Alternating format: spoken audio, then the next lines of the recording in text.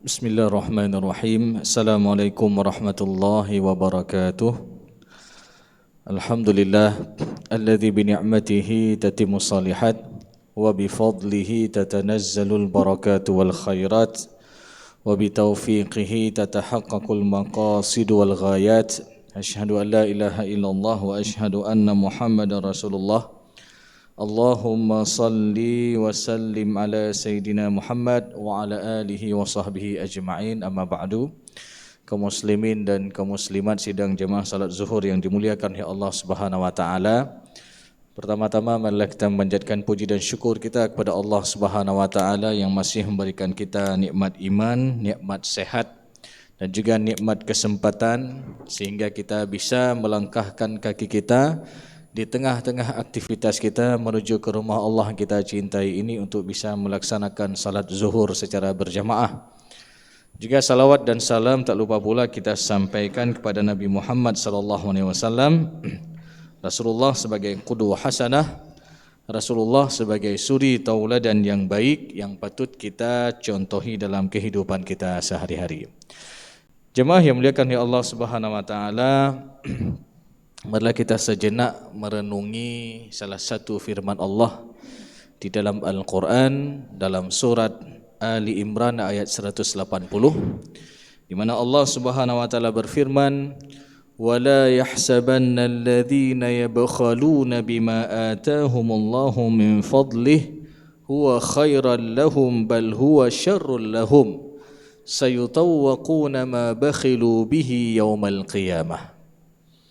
Jadi jemaah yang muliakan oleh Allah Subhanahu wa taala, ayat ini menjelaskan tentang bahayanya orang-orang yang bakhil, orang-orang yang kikir, orang-orang yang pelit daripada apa-apa yang telah Allah karuniakan kepadanya.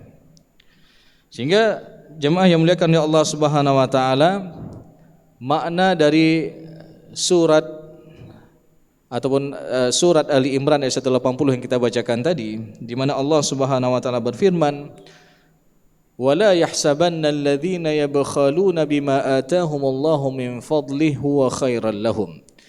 Dan sekali-kali janganlah orang-orang yang bakhil dengan harta yang Allah anugerahkan kepadanya, itu mereka menyangka itu baik baginya.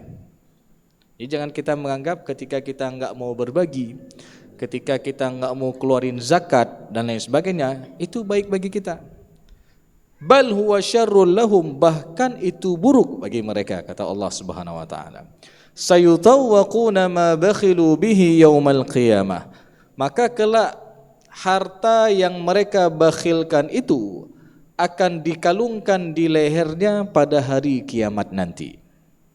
Maka jemaah yang muliakan oleh Allah Subhanahu wa taala, dalam hal ini Allah Subhanahu wa taala lebih menegaskan kepada terhadap dari apa yang telah Allah berikan kepada kita ini, agar kita menyisihkan sebagian harta kita untuk kita infakkan di jalan Allah Subhanahu wa taala.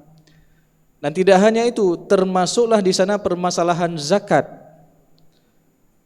Sehingga ketika kita bakhil terhadap apa yang telah Allah wajibkan daripada harta kita, seseorang menyimpan harta sudah mencapai nisab dan mencapai haul selama setahun, maka wajib dia keluarkan zakatnya 2,5%. Lalu ketika dia enggak mau mengeluarkan zakatnya, enggak mau dia berinfak di jalan Allah Subhanahu wa taala, maka di hari akhir nanti hartanya itu yang akan dikalungkan di lehernya pada hari kiamat. Dan apa makna hartanya itu akan dikalungkan di lehernya di hari akhir nanti? Dalam hal ini jemaah yang muliakan oleh Allah Subhanahu wa taala, surat Ali Imran ayat 180 tadi ditafsirkan dengan sebuah hadis Rasulullah SAW, tafsir ataupun tafsir bil hadis. Dalam hadis Rasulullah SAW yang mana hadis tersebut diriwayatkan oleh Imam Muslim, di mana Rasulullah SAW bersabda, "Man atahullahu malan," barang siapa yang diberikan amanah harta oleh Allah Subhanahu wa taala, falam yuaddi zakatahu, lalu dia enggak mau mengeluarkan zakatnya ataupun dia enggak mau dia sisihkan di jalan Allah Subhanahu wa taala. Muthila lahu maluhu yaumal qiyamati sujaan aqra, maka di hari akhir nanti hartanya itu akan berubah menjadi seekor ular jantan yang aqra. Mana ular jantan yang aqra ini adalah di bagian kepalanya itu enggak ada lagi sisiknya. Lahu zabibatan, dan di sisi mulut ular tersebut mengeluarkan buih yang banyak, saking banyaknya bisa yang dikandung di kepala ular tersebut. Yutawwaqahu yaumal qiyamah, maka di hari akhir nanti ular itulah yang akan digantungkan di lehernya di hari kiamat nanti. Lalu dia mematok dan memakan ataupun mematok tangan orang yang enggak mau keluarin zakat ataupun enggak menginfakkan di jalan Allah, seraya dia berkata, ana maluka, aku adalah hartamu, ana kanzuka, aku adalah apa yang kamu simpan dahulu. Maka ini jemaah yang muliakan ya Allah Subhanahu wa taala, hati-hati kita apalagi berkaitan tentang masalah zakat yang memang sudah Allah wajibkan. Bahkan ketika seseorang meninggalkan harta dan belum mengeluarkan zakatnya, termasuklah di sana hutang yang berkaitan dengan hak Allah.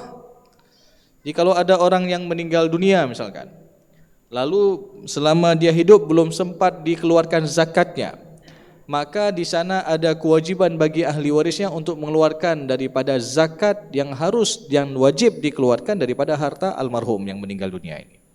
Karena termasuk daripada kewajiban-kewajiban terhadap harta peninggalan adalah melunasi hutang. Dan hutang itu kata para ulama ada dua macam.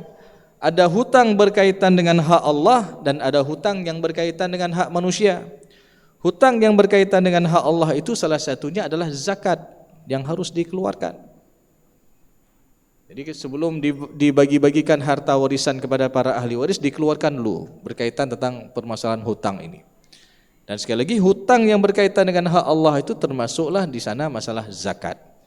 Maka oleh karena itu jemaah yang muliakan ya Allah Subhanahu wa taala, jangan sampai ketika ada orang yang enggak mau keluarin zakat, maka di hari akhir nanti hartanya itu sendiri yang akan mengazabnya.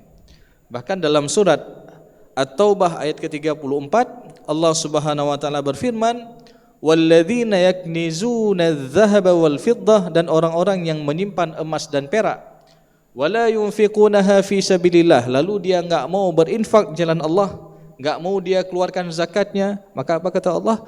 Fabashshirhum bi'adzabin alim, maka berikanlah kabar gembira kepadanya dengan azab yang pedih. Lalu apa azab yang Allah berikan kepada mereka? Yauma yuhma 'alaiha fi nari jahannam, maka kelak di hari akhir nanti harta yang mereka simpan itu, emas yang dia simpan itu akan dipanaskan dengan api neraka. Ketika dia telah menjadi lempengan emas yang panas, apa kata Allah? Fatukwa biha jibahuhum wa junubuhum wa zuhuruhum, maka lempengan emas yang panas tadi yang sudah dipanaskan dengan api neraka jahanam akan ditempel dan digosok di 3 bagian anggota tubuh kita. Yang pertama ditempel di dahinya, di lambungnya dan di punggungnya. Lalu Allah katakan, hadza ma kanastum li anfusikum fadzuqu ma kuntum taknizun. Maka rasakanlah ini yang dulu kalian simpan, yang kalian lebih cinta kepada hal itu daripada taat kepadaku. Sehingga jemaah yang muliakan oleh Allah Subhanahu wa taala, Imam Ibnu Katsir dalam tafsirnya menyebutkan bahwasanya tatkala beliau mentafsirkan At-Taubah ayat 34 tadi, beliau membuat sebuah kaedah. Apa kaedah yang disampaikan oleh Imam Ibnu Katsir ini? Man ahabba syai'an, barang siapa yang cinta kepada sesuatu, wa qaddamahu ala ta'atillahi azza wa jalla, yang mana kecintaan terhadap sesuatu ini melebihi daripada ketaatan kita kepada Allah, udziba bihi, maka dia akan diazab dengan sesuatu yang dia cintai itu. Ya. Berarti kalau ada orang ada harta enggak mau keluarin zakat, berarti itu menunjukkan apa? Dia lebih cinta kepada hartanya itu daripada taat kepada Allah Subhanahu wa taala. Maka di hari akhir nanti hartanya itu sendiri akan mengazabnya. Jadi barang siapa yang cinta kepada sesuatu yang mana kecintaannya ini melebihi daripada taat kepada Allah, uzziba bihi, maka dia akan diazab dengan sesuatu yang dia cintai itu. Dan surat At-Taubah ayat ke-34 yang kita bacakan tadi, ini juga ditafsirkan dalam hadis Rasulullah SAW, di mana Rasulullah SAW menyebutkan, ma min sahibi dhahabin wala fiddatin. Jadi tidaklah pemilik emas dan perak, la yuaddi minha haqqaha, lalu dia tidak mengeluarkan daripada kewajiban daripada harta tersebut, illa idza kana yaumul qiyamah, melainkan di hari akhir nanti, suffihat lahu safaiha min nar, maka hartanya itu akan dipanaskan dengan api neraka. Lalu ditempel tadi sebagaimana kita sampaikan dalam At-Taubah ayat 34, di 3 bagian anggota tubuh, di dahinya, di lambungnya, dan di punggungnya. Kullama baradat, setiap kali dingin lempengan itu dipanaskan kembali, lalu diazab lagi. Begitu dingin dipanaskan lagi, diazab kembali. Dan dalam hadis ini juga disampaikan, ya, kullama baradat u'idat lahu fi yaumin kana miqdaruhu 50,000 sanah, yang mana hitungan satu hari akhirat itu sama dengan 50.000 tahun hitungan dunia. Jadi jangan kita bayangkan ketika ada orang enggak mau keluarin zakatnya, dia enggak mau berinfak di jalan Allah, dia anggap oh ini azabnya sebentar cuman. Maka sebentar itu dalam hadis ini disebutkan kadarnya satu hari akhirat itu adalah 50,000 sanah, 50.000 tahun. Walaupun nanti kita temukan di dalam surat As-Sajdah itu disebutkan satu tahun akhirat itu ka'alfi sanatin mimma ta'uddun, 1000 tahun hitungan dunia. Ini menunjukkan adalah waktu yang lama. Maka oleh karena itu jemaah yang muliakan ya Allah Subhanahu wa taala, jangan sampai kita termasuk daripada orang-orang yang bakhil yang Allah sebutkan di dalam Al-Quran. Maknanya kita sisihkan sebagian harta kita yang memang ketika di sana ada kewajiban zakat, kita keluarkan zakatnya. Dan juga kita sisihkan sebagian harta kita untuk berada di jalan Allah Subhanahu wa taala, untuk kita belanjakan di jalan Allah Subhanahu wa taala. Kita bantu saudara-saudara kita. Termasuk kita bantu saudara kita yang ada di Gaza dan di Palestina. Dan ingat bahwasanya ketika kita membantu saudara kita, ketika kita membantu orang-orang muslim, maka Allah akan berikan kemudahan bagi kita dunia dan akhirat. Itu bisa dilihat dalam sebuah hadis Rasulullah SAW, hadis Arba'in Nawawi, hadis nomor ke-36, yaitu barang siapa yang memudahkan urusan seorang mukmin, maka Allah akan mudahkan urusannya dunia dan akhirat. Di hari akhir nanti, siapa yang mau kita andalkan? Mau kita andalkan orang yang paling dekat dengan kita, belum tentu tolong kita. Mau kita andalkan orang tua kita, belum tentu tolong kita. Anak-anak kita, orang yang paling dekat dengan kita, belum tentu tolong kita. Dan ini juga Allah sebutkan di dalam Al-Quran. Yauma yafirrul mar'u min akhihi wa ummihi wa abihi wa sahibatihi wa banihi likulli imri'in minhum yauma idzin sya'nu yughni. Di hari akhir nanti ketika seseorang lari dari saudaranya, lari dari ayah ibunya, lari dari pasangannya, lari dari anak-anaknya, semua sibuk dengan urusan mereka masing-masing. Lalu siapa juga yang akan tolong kita, jemaah yang muliakan ya Allah Subhanahu wa taala? Allah akan tolong kita. Dan kapan pertolongan Allah itu akan datang? Allah buatkan syarat. Lanjutan hadisnya bahwasanya wallahu fi aunil abdi ma kana al abdu fi auni akhihi. Allah senantiasa menolong seorang hamba, ya, selama hambanya ini dia saling tolong menolong, selama hambanya ini dia saling bantu membantu, meringankan beban saudaranya ketika dia hidup di dunia.